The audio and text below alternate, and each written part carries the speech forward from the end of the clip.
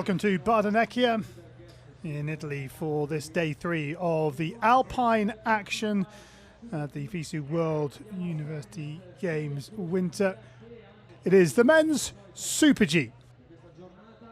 The weather, well, it's still pretty cold and snow still below freezing, and the track is holding up really, really well. Dario Borsotti, the chief of race, and his crew have done an excellent job on getting this track ready as it works its way down from just under 1,800 meters down to 1,400 meters, and as you can see, a length just under 1.4 kilometers. So the top 15 in Super G are drawn randomly between 1 and bib number 15. So Ander Mintegui of Spain will get us underway, and then we go on Super G FIS points from 16 all the way down. 57 runners from 22 nations. Ander Mintegui of Spain gets us underway in this men's Super G at these Torino 2025 FISU Winter Games. And the turn coming up now, this left footer caused some problems in the women's race. And Mintegui very nicely through there. The next hard turn coming up now. This is the blind turn into the blue gate, and he's a little wide. Here's Mintegui, 32-32. Remember the winning split? Well, he's near enough that, so this is good for Ander Mintegui. Now, can he take the speed off the steeps onto the flats? Silver in the Super G at the Junior World Champs last year. He would dearly love to go one better as he tries to force his way down through these turns, and he stops the clock. 57-55. It's quicker than the Super G run yesterday, and I think he'll be pretty happy with that. Silver medal in the Alpine combined, and he's given himself a great shot at the podium here with that run.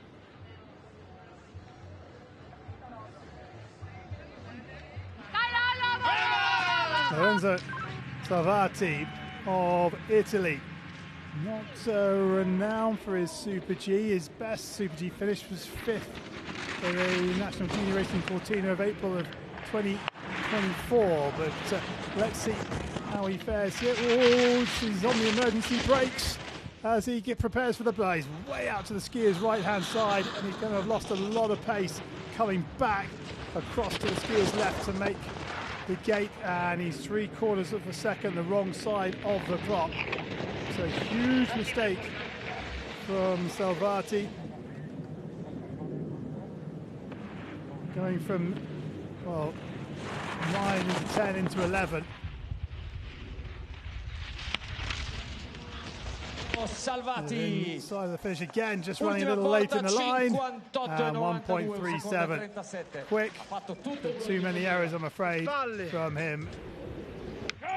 This is Owen Vinter of Great Britain and Northern Ireland.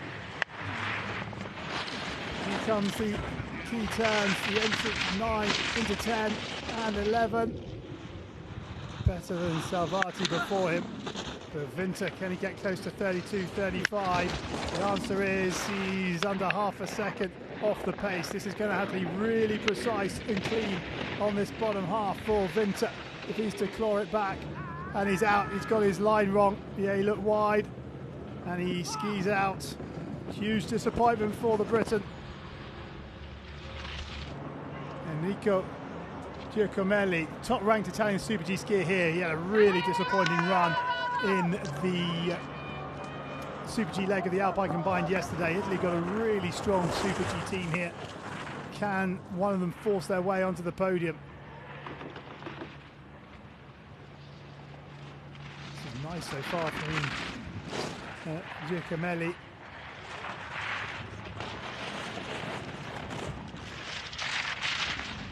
And 10 and 11 coming here, and he too has got it all wrong. They're just trying to force it too much, and that can be a culminating from yesterday. They might have felt they could have pushed a little harder, and they feel there's something to be gained in this second run, and the last two have skied out. Now, Ancula, third highest Super G racer in this field. He was 6th in the Super G leg yesterday. Let's have a look at this, and he's wide and he's down.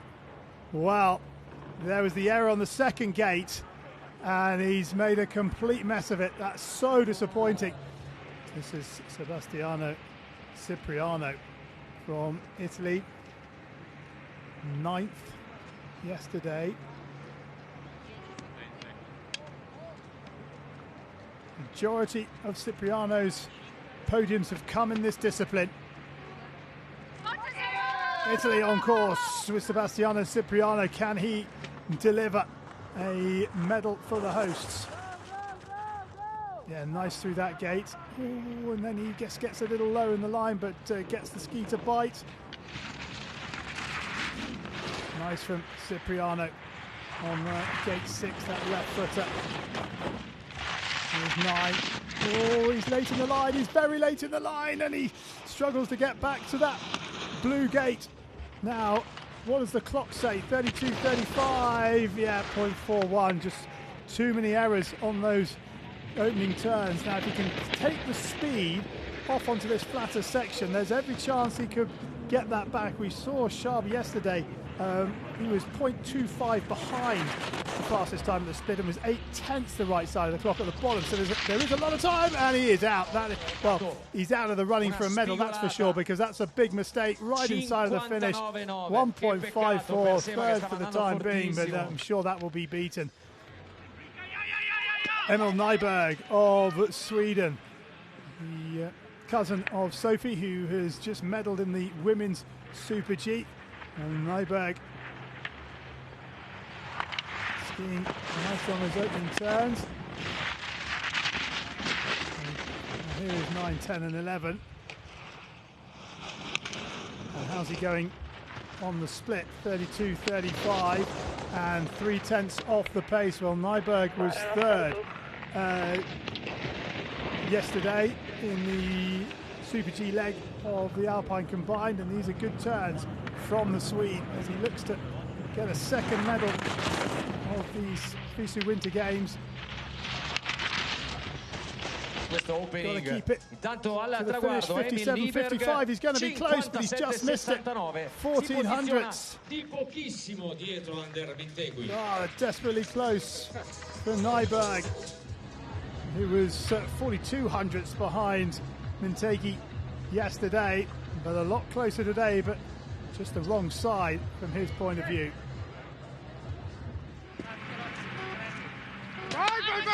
Marek Muller from Czechia. Majority of his recent podiums have come in slalom races. The slide and fight into turn 6.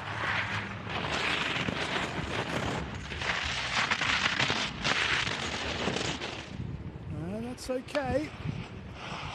But is it quick enough? 32.35, very direct through that blue gate. No, it's not. It's 3/4 of a second, the wrong side of the clock.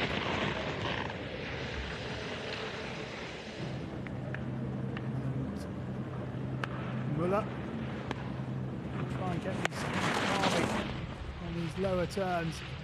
He tries to make up pace, and he too pushed into the back seat. One gate from the end and has to stand up to make the last gate.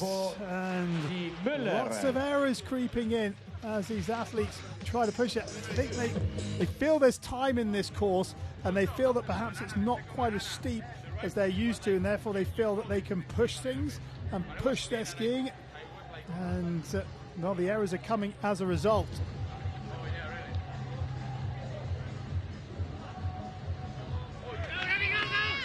Robert Clark of Switzerland, the next to challenge, the Swiss under-18 downhill and Super G champion from last year. And Clark, who was 19th in the Super G leg of the Alpine combined. Oh, that's a recovery. That is a super recovery, but he's really late. And he's right on the edge here is Clark, trying to chase down Mintegi of Spain, who leads the way here. aggressive skiing from Clark on the front foot, trying to make that ski carve all the way to the bottom. A couple of gates from home. This is good from Clark, but is it good enough? The answer is no. He's at 1.09 off the pace. No joy for Clark today.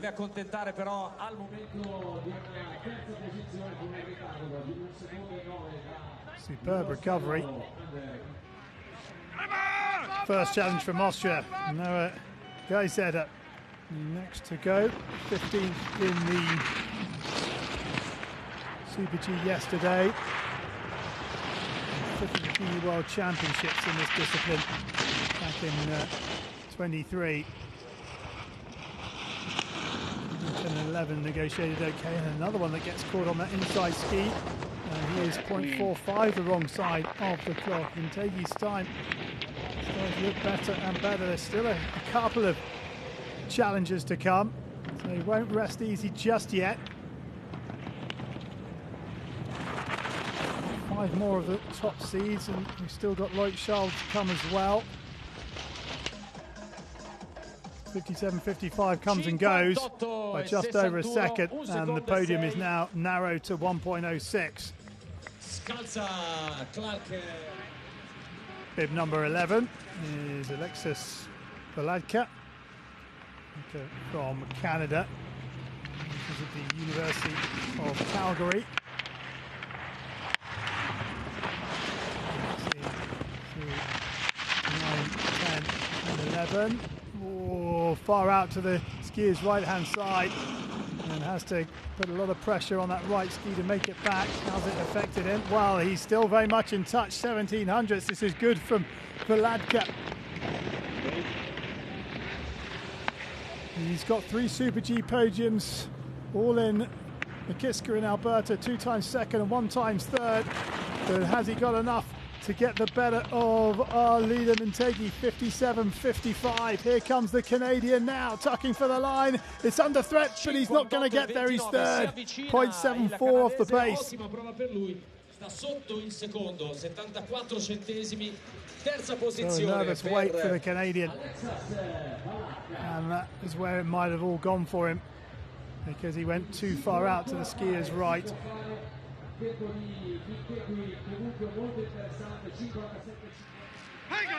Bib 12, Jonas Skabar. Oh, what a day he had yesterday. Epic second run. And he made up but 9 places to get himself onto the podium. Brilliant racing from him, but can he find a Super G run here? Well, he's tight on 10 into 11. But does the clock like his skiing? It looks good, and he's within a quarter of a second. So Skabar taking advantage of that run yesterday to put down a more precise challenge on Super G day. And staying in that aerodynamic position for as long and for as much as possible. Skabar could run Mintegi close. 57.55. He's missed him, but he goes third. 0.38 now. Cover the top 3. It was a much better run from Skabar today in the Super G.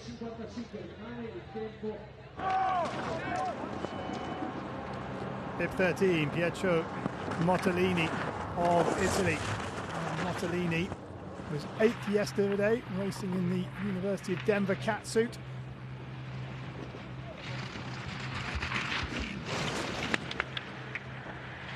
Trying that blue control gate. Can he find the right line? Mottolini through here. Well, certainly straighter than some before him, but has he achieved that by taking off the speed and almost goes down on the inside? Good recovery. Battering his way through yet more control panels to be 0.24 of a second off the pace of Ander Mintegi. Oh, and then he gets late in the line, gets helped out by the double gate to get himself back in line. That double gate coming at just the right moment for Mottolini because he didn't have to put an emergency turn, and he's lost his pole as well. This is right on the edge, and he's just missed it. Goes fifth, 0.77 off the pace. So Mintegi of Spain leads the way from Nyberg of Sweden with Scabar in third. Marco Dizana of Italy goes with bib number 14.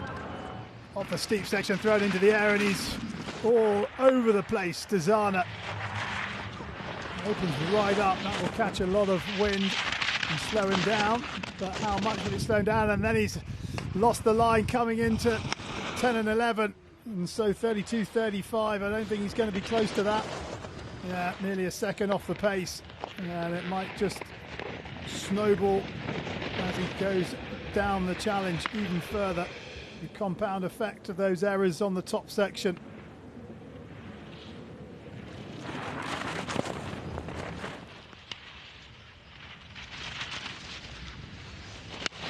.57.55 will stand the test of Dizana. 1.25, so yeah, managed to stem the flow of time in the second half, but the damage done in the top half. Bib 15 is David Kubeš of Czechia. Kubeš, 7th. Needs to go in the Super G, and another just getting bumped on that left-footed turn 6.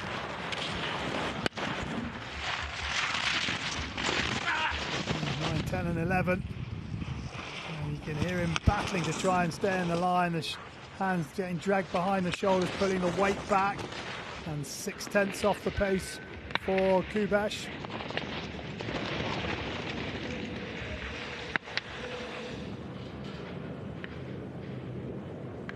That top position now. And the damage has been done.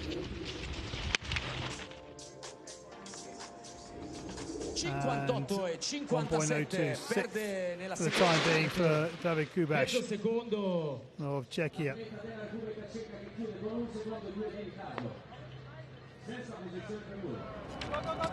Loic Schaab, the winner of the Alpine combined 24 hours ago, he set the fastest time in the Super G leg of that race, and this is going to be fascinating to see how the Swiss athlete goes here.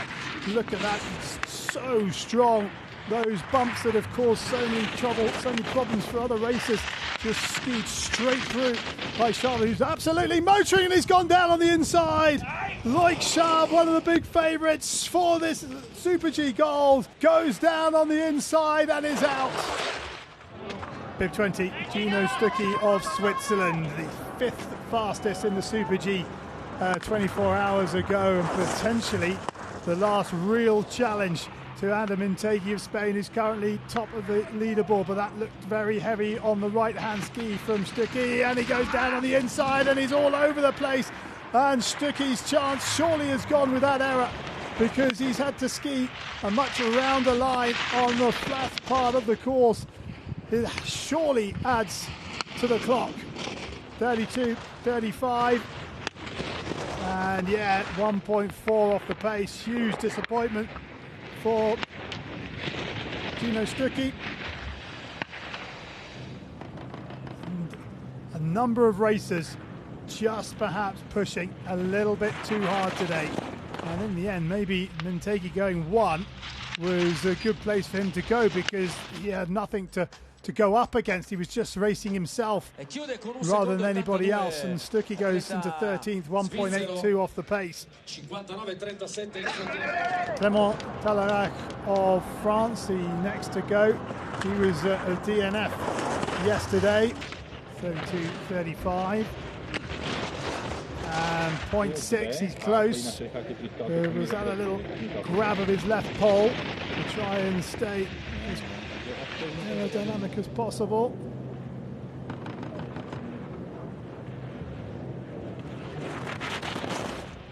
Nice and quiet through there from the Frenchman.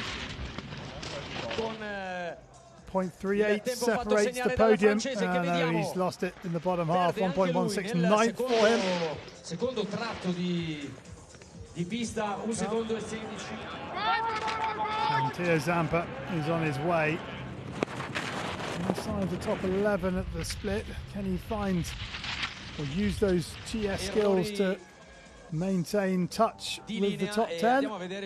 And he stays 11th all the way down.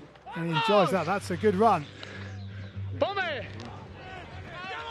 Ober Sarakan of Spain, who had a blistering slalom run yesterday in the Alpine, moved up 10 places. And what can he do here? He was 17th overall.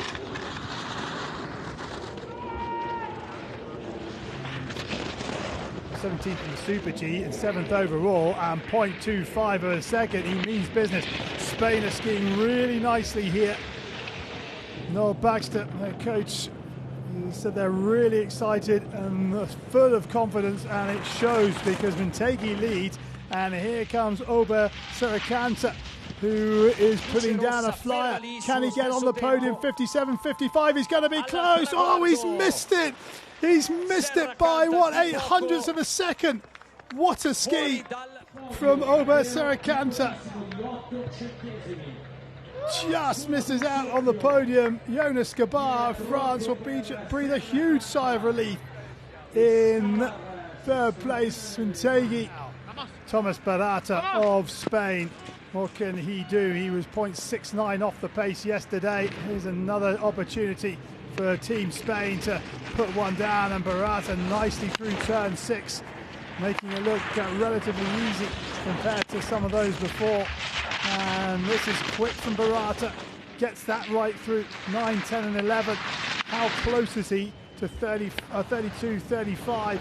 Barata on his teammate, just 3/10, and this is a real chance now for Spain to put another on the podium if Barata can keep this pace and this line through this bottom section.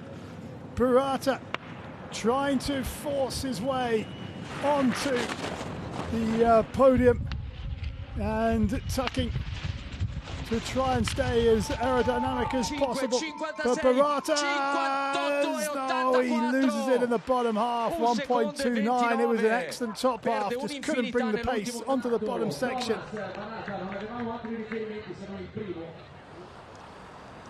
So that is it, and Ander Mintegi creates a little bit of history as Spain medal for the first time in the men's Super G at the FISU Winter Games. And they don't just medal, they take the gold medal. Nyberg with a second spot for him. Really good ski from the Swede, and Jonas Gabar makes it 2 medals in 2 days as he finishes third. But the winner from Spain, Spain's 9th gold medal in alpine skiing at the FISU Winter Games, their first ever in the men's Super G, goes to Ander Mintegi with a brilliant run. Super stuff from the Spaniard. He came in here with lots of confidence, and he's duly delivered and walks away with a thoroughly deserved gold medal.